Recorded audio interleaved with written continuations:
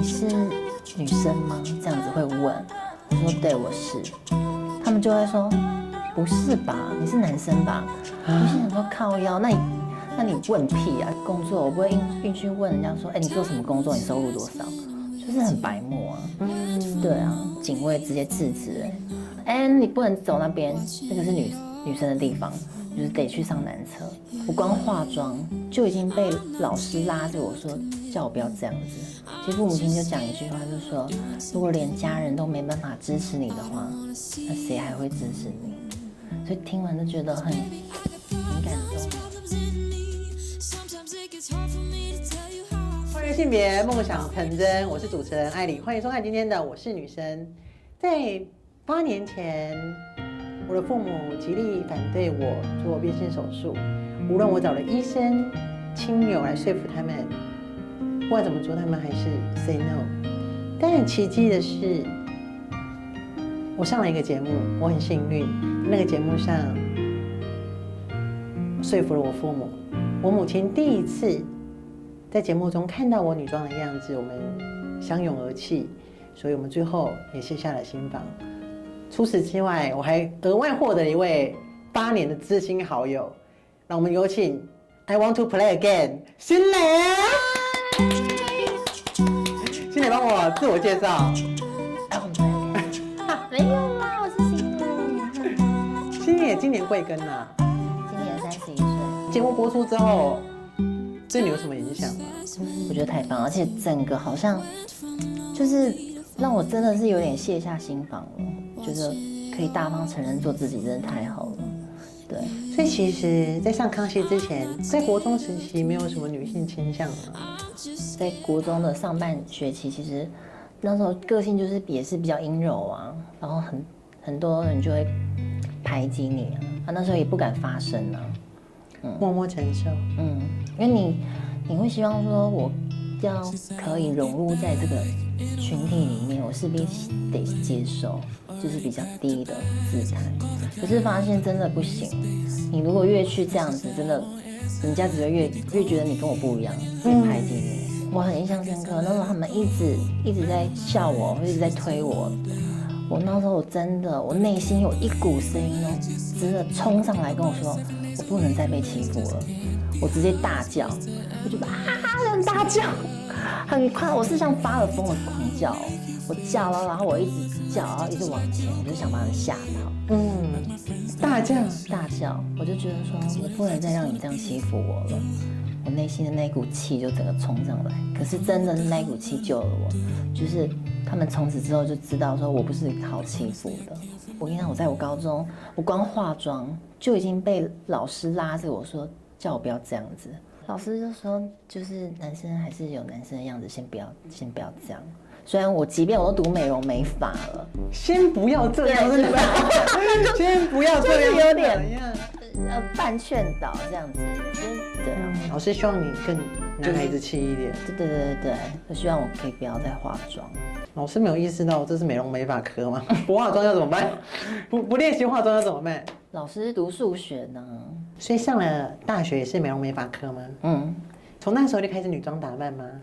对，我也印象深刻，是我上大学的时候，我就看到，我有身边的男同学也好，他的打扮也很中性化，也很女性化，他都会穿一些很紧身的 legging 或什么的，我就觉得哇，他也可以这样很自在的做自己。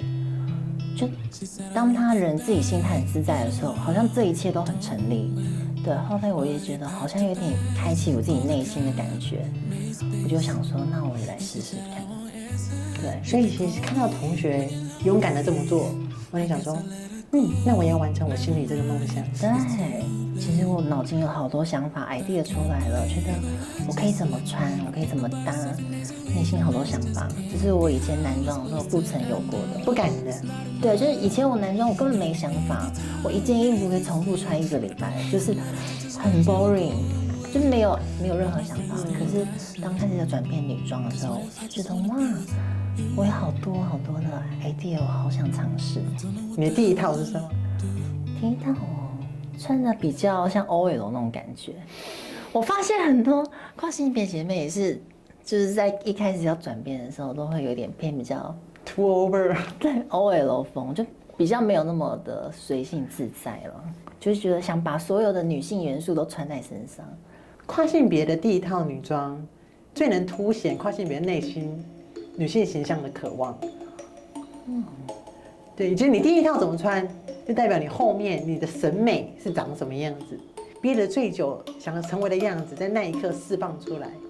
像我第一套，好像是，我第一套是那种很公主啊，是哦，然后那种斜肩小洋装啊这种，然后之后有水手服啊，然后偏很日系的感觉，就彰显我以后的穿搭审美都是往这块走。但你第一套是 OL， 所以你其实到现在的穿衣风格都很干练，有哎，都很欧美，很干练。你启发说你想穿女装那一天开始，就一直穿女装去学校上课吗？对，就从我那一刻我决心要成为女生之后，我就踏上这条路了，我就决定要一直这样做下去，而且就是要越做越像，就是不要好像半吊子这样子。读了4年毕业，毕业之后是面对兵役吗？对，这就是我面临也是一个很大的一个挑战。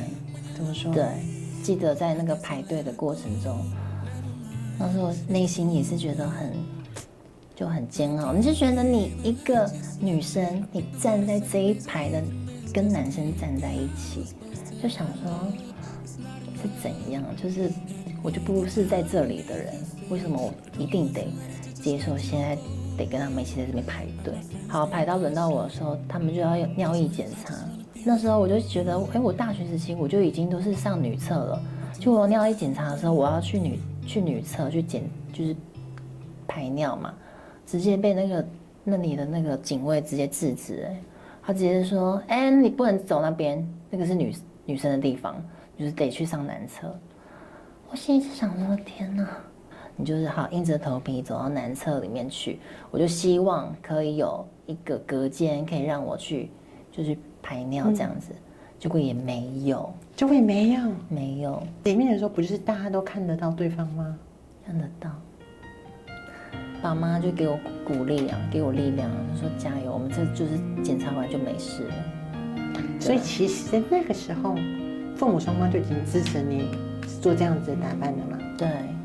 他们带着我一起去面对这个事情，所以我在这一块算蛮幸运的，家人就是都还蛮支持，对，而且父母亲就讲一句话，就说如果连家人都没办法支持你的话，那谁还会支持你？所以听完就觉得很感动啊，这倒是真的，是不是？如果以后我也会变成父母亲的话，一定也是这样全力支持自己的小孩。你出社会之后的第一份工作是什么？我做过很多零工的，对，就像去饮料店啊，或是去牛排馆打工啊，或是去什么年货大街，我各式这种零工我都做过。然后直到我后面去大创百货，就做的比较久。是你的第一份正职？对，我做3年多。因为在做大创，其实你就是会有很多客人会询问你说，小姐什么东西在哪边？对。可是当每一次我在整理货的时候，我就这样蹲着整理货，他们就说：“小姐，我想问那个东西在哪边？”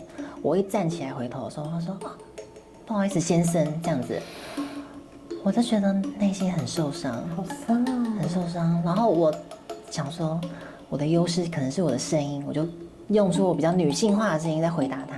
他就说：“小姐，不好意思。”这样子，就是一种那种反复的过程，我就觉得很累，对。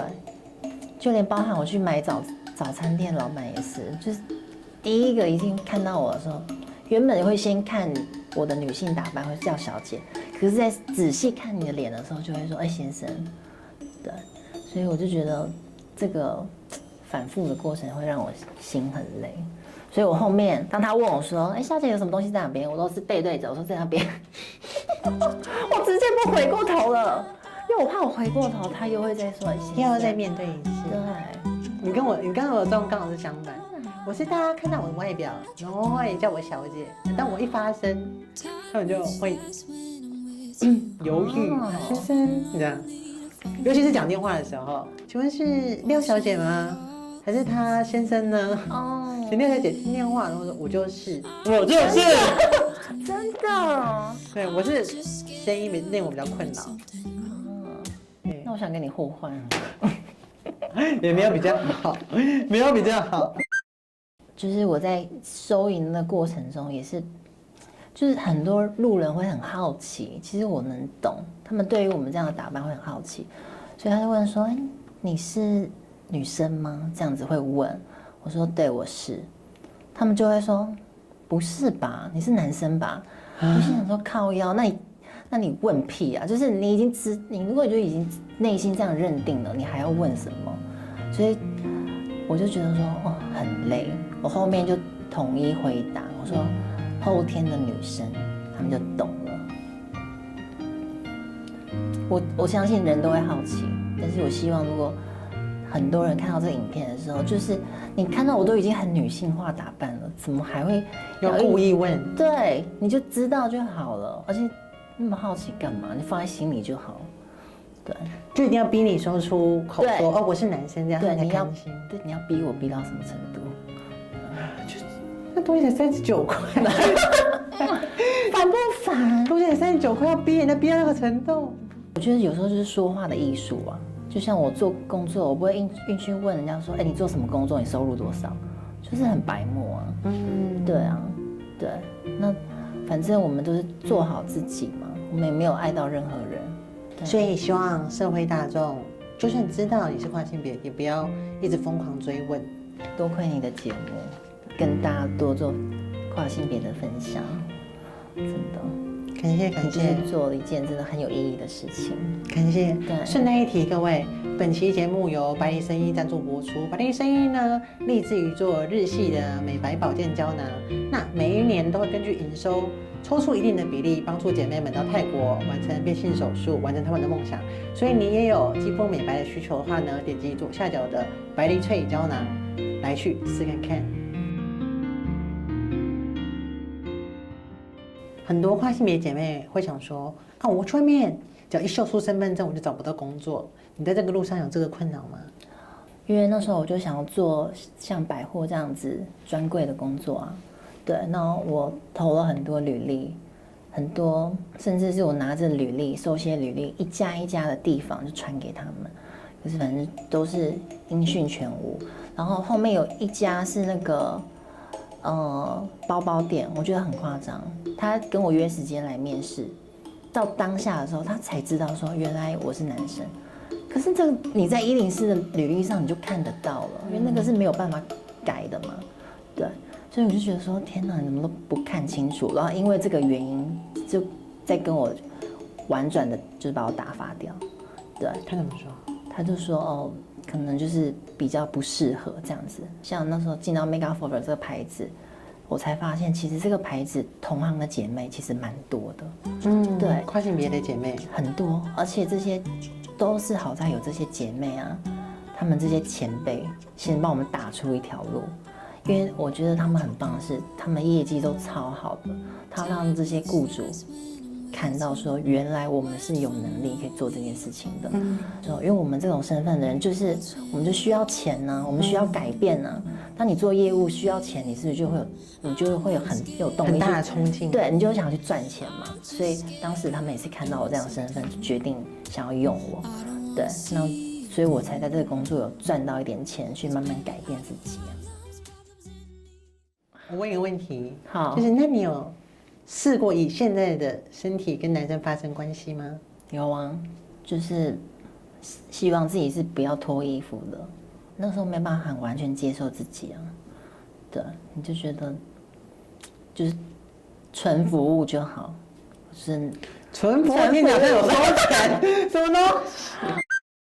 其实我有慢慢的卸下心防，就是发现其实有一些男生。他是可以接受的，然后他也会希望在过程中你不要那么拘束，做那件事情的时候，发现他会想要转过来，也想帮你服务的时候，我觉得当时我不敢置信了，因为觉得一个直男怎么会愿意做这件事情，所以觉得说怎么会，原来我也可以这样，就是备受被爱的感觉。对，虽然那时候他帮我服务的过程中，我全身在发抖，印象深刻。我其实没有办法很放松的在享受那过程，我太紧张了，其实害怕，我害怕。所以会期望变性手术后可以做完整的全套。对，其实这个全套也是只是让我觉得说我可以更自在的做我自己，可以就穿那种很辣的欧美那种小丁，可以在海滩上这样子跪在地上这样拍。哦，对呀、很有 feel 哎，很美又很性感哦，这是我最期望我梦想中的样子了。会担心说动完变性手术之后会是不符合你的期待？人家说性欲会变很低啊，或什么的，就是大家知道这一块。那我曾经也在想，因为我之前有服用女性荷尔蒙跟有打针，其实我已经知道那个感觉了，就是你吃荷尔蒙真的你就是性欲会降到0，就没感觉，我也不知道为什么。对，如果硬去比较的话，如果我人生这样去追求的话，那我宁可还是觉得成为女生会是我更想要的。如果势必得舍去的话，还是选择前者？当女生还是比较好。性欲会下降吗？我想一下，可是我问你，好像我蛮高涨的，真假的？那我很期待，你很期待？真的没有任何改变哦？还是这个有一个过程吗？我觉得跟你纯男生时期绝对是有改变的。因为大家都知道男生的性欲是比较高涨的。动完变性手术，服用完药物之后，确实是下降，但没有你想象中下降那么多，大概减一半而已。减一半，还是会有那个需求存在的，就是你还是会有主动会有想要的时候。对啊，就好。对，谢谢你。好，这样谢谢我刚谢谢医生，谢谢我刚谢谢你告诉我这个讯息。对啊，第一个手术就是做喉结的手术。喉结，因为我瘦，所以我的喉结很凸，跟那个许光汉一样凸，就是超明显的那一种，就是一定要马上处理掉。所以当我在学校里面突然有就是这样子迎面而来的男同学，就2位，他们就看着我就说：“他有喉结。”所以那时候我就觉得哇，我第一次真的那时候我觉得好羞愧，就好想要这个钻到地洞里面，就觉得想要这个消失。我就上网查，我也直接打说什么切喉结手术，看在那个上面就排行第1个，我就点进去，我就直接预约那一家。对、打切喉结，空白台湾，然后第一个就点进去，然后按预约，对，就动了。对啊，就直接动啊！哇，你这执行力不是盖的。真的，你知道一心想改变的时候，你就是全心全意就是想来把它整个都改变。你也不知道它的后遗症是什么，你什么都也没有思考那么多。印象蛮深刻，因为是我的第一个手术，而且是我自己去的。我没有想过说哇，原来一个人在做手术的时候那么脆弱，我没有想过。我想说反正就是这样弄一弄而已。可是，在弄的过程中，因为它是半麻。所以其实，在那个手术过程，你感受得到那个电烧的感觉。对，因为我也很害怕，所以当我在做完的时候，我记得我真的从手术起来那一刻，我哭到不行。我就是觉得说，怎么那么辛苦这样，就觉得为什么要受这个罪？对，就觉得好辛苦。然后我们那时候护士也是一直就安慰我这样。可是你知道做完哦，其实我在休息几天，我又回去工作嘛，我不敢讲话，因为我怕我讲出来的声音跟我以前不一样。所以你术后其实5、6天都不敢发出声音。我不敢发出声音，我怕我面对我自己失败的结果这样子。你会如果你是做回男生的话，你觉得会比现在过得好吗？我觉得是说面临社会上可能会轻松，可是我内心不快乐，对，所以我觉得我想过了，如果我只是做一个一般的男生，我是不是人生会轻松许多？不用再面临到那么多，我必须要很努力的赚钱，然后去哀痛，然后做这些事情。可是你内心一定会有一个答案，就是这不会是我想要的路。对，想要成为一个女生，而且是就一个完整的女生，还是你内心所追求、渴望的。对，所以这条路我从来没有后悔过。一路上你最想感谢的一个人是谁？感谢感谢的人很多了，感谢就是爱我的人，我的爸妈支持我，那也感谢我曾经的柜长这样给我工作机会，对，都感谢不完很多，但真的我最感谢我自己，就是我觉得这一路以来我没有放弃，我还是很坚持很努力的想让自己更好，对，原本也觉得干脆就是要不要就摆烂算了，可是我没有，我就觉得我一定要让自己活得更好，我一定要让大家看见我们其实可以过得更好的。